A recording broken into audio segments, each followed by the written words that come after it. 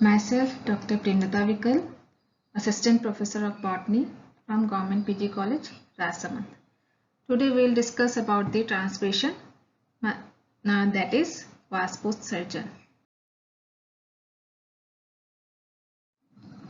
Now, what is transpiration?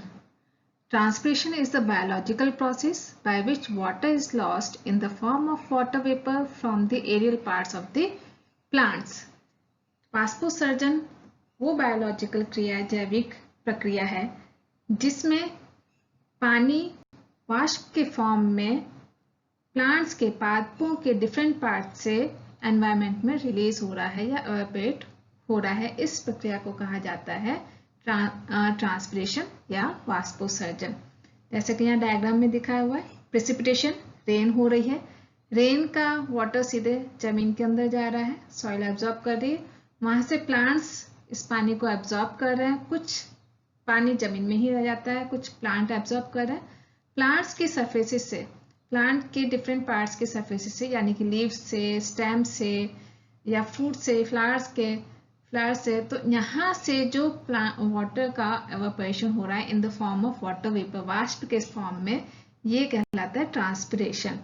और evaporation is simple loss of water through any free surface, कोई भी free surface से पानी का वाष्प के फॉर्म में लॉस होना कहलाता है एवापोरेशन या वाष्पीकरण।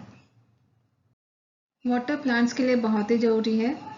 सभी फिजियोलॉजिकल एक्टिविटीज जो होती है वो वाटर के बिना पॉसिबल नहीं है, यानी कि जैविक क्रियाएं पानी के बिना पॉसिबल नहीं है। सामान्यतः पादप जो भी पानी एब्जॉर्ब करते हैं उसका लगभग 90% वाटर या जल जो है वो एनवायरनमेंट में रिलीज कर देते हैं वाटर वेपर के फॉर्म में, जिसकी वजह से पौधों को बहुत ज़्यादा पानी एब्जॉर्ब करना पड़ता है और पानी एब्जॉर्ब करने में पादप की बहुत सारी ऊर्जा या एनर्जी भी वेस्ट होती है। तो इस पर साइंटिस्ट के बीच में विवाद भी है। कुछ साइंटिस्ट मानते हैं कि ट्रांसपिरेशन एक यूजफुल प्रोसेस है, यानी कि लाभदायक प्रक्रिया है, बल्कि और कुछ साइंटिस्ट का कहना है कि ये एक हानिकारक प्रक्रिया है। तो अगर हम इसकी लाभदायक चीजें देखें, लाभदायक किस तरह से ये लाभदायक है प्लांट्स के लिए, सबसे पहले कि ये पानी के अपवर्ड मूवमेंट में हेल्प करता है। मीन्स पानी जो रूट्स एब्जॉर्ब कर रही हैं वो लीफ तक पहुंचाने में हेल्प करता है ट्रांसपिरेशन। इसी के साथ साथ पानी के साथ साथ ही मिनरल एब्जॉर्प्शन में भी ये हेल्प करता है। हालांकि कुछ एक्सपेरिमेंट्स के द्वारा ये प्रूफ हो चुका है कि वाटर की transpiration is not necessary for the movement और for the absorption of minerals. इसी तरह से ये ट्रांसपिरेशन टेम्परेचर को भी रेगुलेट करता है, यानी कि अगर ट्रांसपिरेशन नहीं होगा तो वातावरण का टेम्परेचर लगभग इतना ज्यादा होता है कि जो प्लांट को हानि पहुंचा सकता है। तो ट्रांसपिरेशन के द्वारा ये अपने पादप की सतह का टेम्परेचर को रेगुलेट करने का, उसको नियंत्रित करने का काम करता है।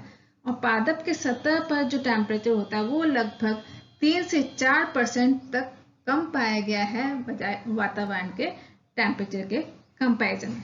तो इस तरह से ट्रांसपिरेशन जो है वो हेल्पफुल है, लेकिन ये हार्मफुल इसलिए है क्योंकि बहुत सारा पानी ये वेस्ट हो जाता है, क्योंकि बहुत सारा पानी प्लांट एब्जॉर्ब कर रहा है और बिना उसे यूटिलाइज किए वो एनवायरनमेंट में रिलीज कर रहा है। तो ये बहुत ही ज्यादा हानिकारक है, इसलिए इसको वेस्टफुल प्रोसेस भी कहा गया है।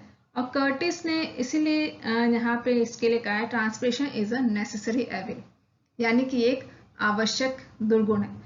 जनरली जो स्टोमेटा जो बने हैं वो गैसियस एक्सचेंज के लिए बने थे, लेकिन क्योंकि अब गैसियस एक्सचेंज के दौरान जब वो स्टोमेटा ओपन होते हैं कार्बन डाइऑक्साइड को एब्जॉर्ब करने के समय या ऑक्सीजन को रिलीज करने के समय, तब ट्रांसपिरेशन की प्रक्रिया होना अवश्यम भावी है। मीन्स ये होना जरूरी ही है, उसको हम रोक नहीं सकते हैं, इसीलिए इसको ट्रांसपिरेशन को नेसेसरी एविल भी कहा गया है। Difference between transpiration and evaporation, वाष्पोत्सर्जन और वाष्पीकरण में क्या अंतर है? ट्रांसपिरेशन या वाष्पोत्सर्जन it is a physiological process, यानी कि एक जैविक प्रक्रिया है, जबकि वाष्पीकरण एक भौतिक प्रक्रिया है। ट्रांसपिरेशन में सिर्फ लिविंग सेल्स ही इन्वॉल्व हैं, सिर्फ जीवित कोशिकाओं के थ्रू ही ट्रांसपिरेशन होता है, जबकि वाष्पीकरण लिविंग या नॉन लिविंग सरफेस से हो सकता है। ट्रांसपिरेशन जो होता है सिर्फ स्टोमेटा के थ्रू ही होता है। स्टोमेटा एक स्पेशलाइज्ड सेल्स हैं, विशिष्ट प्रकार की कोशिकाएं हैं जो प्लांट के एपिडर्मिस पे, प्लांट ऑर्गन्स के एपिडर्मिस पे, बाह्य त्वचा पर प्रेजेंट होती हैं। जबकि एवापोरेशन के लिए इस तरह से कोई भी विशिष्ट संरचनाएं नहीं है, ये हर किसी भी फ्री सरफेस से हो सकता है। ट्रांसपिरेशन के लिए इस प्रक्रिया को आगे बढ़ाने के लिए कई सारे फोर्सेस इन्वॉल्व हैं, जैसे कि vapour pressure, turgor pressure, osmotic pressures are involve in this process, while in case of evaporation there is no such forces are involved। इस प्रकार के किसी भी फोर्सेस, किसी भी दाब का रोल नहीं है वाष्पीकरण में। इसके अलावा ट्रांसपिरेशन जनरली सरफेस की ड्राइनेस को प्रिवेंट करने के लिए होता है, मीन सरफेस की नमी को बनाए रखने के लिए ट्रांसपिरेशन की क्रिया होती है, जबकि evaporation always causes dryness of the surface. Surface की हमेशा ड्राइनेस ही होगी वाष्पीकरण से। वाष्पीकरण जनरली फास्ट प्रोसेस है, जबकि transpiration it is a slow process है। और ट्रांसपिरेशन प्रक्रिया में भीतरी और बाहरी फैक्टर्स उसको इफेक्ट करते हैं, जबकि evaporation is affected by only external conditions, या बाह्य कारकों से ही इफेक्ट होता है। Now the structure of stomata. Stomata का स्ट्रक्चर क्या है, इसकी संरचना क्या है? Stomata are the tiny pores present in the epidermal surface of leaves. ये बहुत ही छोटे छोटे छिद्र हैं जो बाह्य त्वचा की सरफेस पर, जो पत्तियों की बाह्य त्वचा पर प्रेजेंट होती हैं। ये स्टोमेटा में दो स्पेशल एपिडर्मल सेल्स प्रेजेंट होते हैं जिन्हें कहा जाता है गार्ड सेल्स, जो स्टोमेटा के छिद्र को गार्ड करते हैं। ये यहाँ गार्ड सेल्स की संरचना के आधार पर ही दो प्रकार के स्टोमेटा बताए गए, एक है डम्बल शेप्ड और दूसरा है बीन शेप्ड या किडनी शेप्ड। यहाँ पे ये डायग्राम जो है ये बीन शेप्ड या किडनी शेप्ड गार्ड सेल्स है, इसलिए इस प्रकार के स्टोमेटा को कहा जाएगा बीन शेप्ड या किडनी शेप्ड स्टोमेटा। जबकि ये वाले जो शेप है, ये डम्बल शेप के जो गार्ड सेल्स हैं अगर स्टोमेटा में, तो इस प्रकार के स्टोमेटा कहलाएंगे dumbbell shaped stomata. Bean shaped या kidney shaped stomata generally dicots में पाया जाता है, मीन्स द्विबीजपत्री पादपों में पाए जाते हैं, जबकि मोनोकॉट्स में डम्बल शेप्ड स्टोमेटा पाए जाते हैं। स्टोमेटा में अगर हम इसकी संरचना देखें, इसके सेल्स की सेल वॉल देखें, तो यहाँ पे भीतरी परत जो है वो थोड़ी सी थिक होती है बाहर की परत के कंपैरिजन में, मीन्स बाहर की तरफ जो सेल वॉल है उसके कंपैरिजन में भीतर की तरफ सेल वॉल काफी मोटी होती है और बाहर की तरफ थिन होती है, पतली होती है।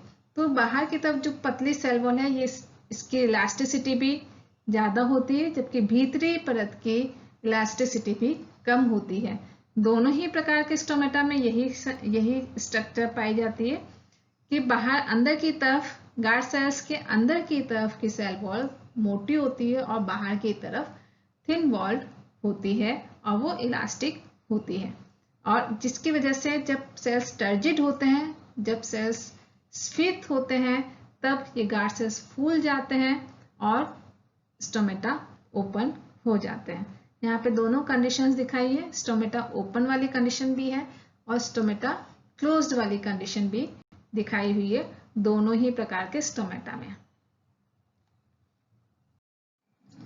स्टोमेटा से ही रिलेटेड दो बहुत ही इंपॉर्टेंट टर्म्स हैं, stomatal frequency and stomatal index.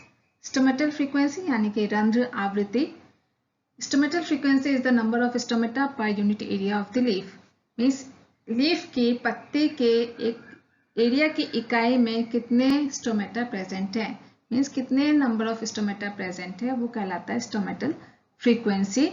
इसको निकाला जा सकता है S divided by A, where S is the number of stomata and A stands for the area, that is in which area we calculate the number of stomata.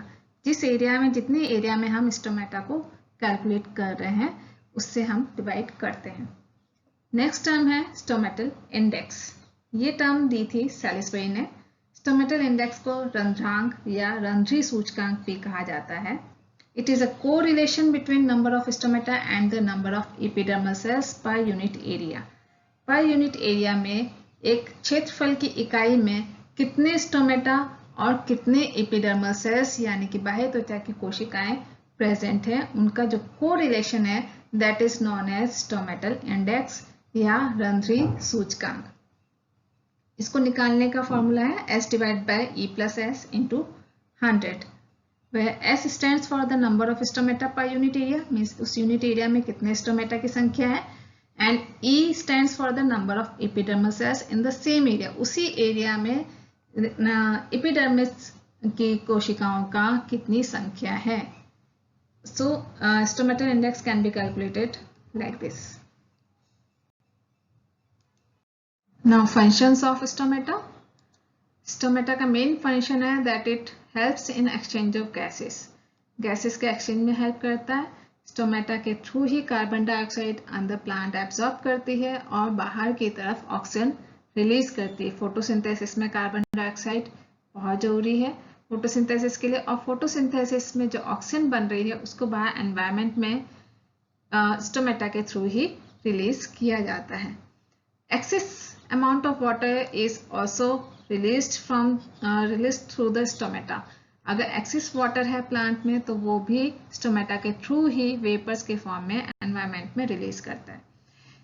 Stomata का function बाहर के weather conditions पर भी depend करता है कि बाहर के वेदर कंडीशंस कैसे, वातावरण में किस प्रकार के कंडीशंस है, टेम्परेचर कितना है, ह्यूमिडिटी कितनी है, उसके आधार पे स्टोमेटा बंद होते हैं और खुलते हैं, जिससे कि ये स्टोमेटा खुलने और बंद होने की जो प्रक्रिया है जिसकी वजह से प्लांट्स के मॉइस्चर को मेंटेन करने का काम करता है. स्टोमेटा दिन के समय जनरली खुले रहते हैं और रात के समय में जनरली बंद होते हैं. Now types of transpiration. वाष्पोत्सर्जन के प्रकार. वाष्पोत्सर्जन किस ऑर्गन से हो रहा है, कहाँ से हो रहा है, इसके आधार पे वाष्पोत्सर्जन को 3 प्रकार का बताया गया है. सबसे पहला स्टोमेटल ट्रांसपिरेशन या रंध्रीय वाष्पोत्सर्जन, जिसमें प्लांट में वाटर का जो लॉस हो रहा है वेपर्स के फॉर्म में वो स्टोमेटा के थ्रू ही हो रहा है. Maximum amount of transpiration occurs through stomata only. About 90% जो ट्रांसपिरेशन हो रहा है, 80 to 90% ट्रांसपिरेशन स्टोमेटा के थ्रू ही होता है. इसके अलावा क्यूटिकुलर ट्रांसपिरेशन. प्लांट ऑर्गन्स के लीफ की सरफेस पर एपिडर्मिस के बाहर की तरफ एक क्यूटिकल की परत पाई जाती है. इस क्यूटिकल जनरली इम्परमेबल होती है, लेकिन अगर क्यूटिकल पतली है तो वो ट्रांसपिरेशन उसमें से थोड़ा बहुत हो सकता है. Generally it contributes about 20% of transpiration, total transpiration जो प्लांट हो रहा है उसको 20% तक ट्रांसपिरेशन क्यूटिकल के थ्रू हो सकती है. अगर क्यूटिकल थिक है, जैसे कि जीरोफाइट्स में, जीरोफाइट्स पादप जो हैं उनमें क्यूटिकल काफी थिक पाई जाती है, which is meant to reduce the transpiration, जिसकी वजह से वो ट्रांसपिरेशन को रिड्यूस करने में, उसको कम करने में हेल्प करती है और पानी को कंजर्व करती है. थर्ड टाइप ऑफ ट्रांसपिरेशन है लेंटिकुलर ट्रांसपिरेशन, यानी कि वातरंध्री ट्रांसपिरेशन या वाष्पोत्सर्जन. कुछ वुडी प्लांट्स में जो वुडी बाग जो होती है, छाल जो होती है, उन पर छोटे छोटे छिद्र पाए जाते हैं जिन्हें कहा जाता है लेंटिसेल्स.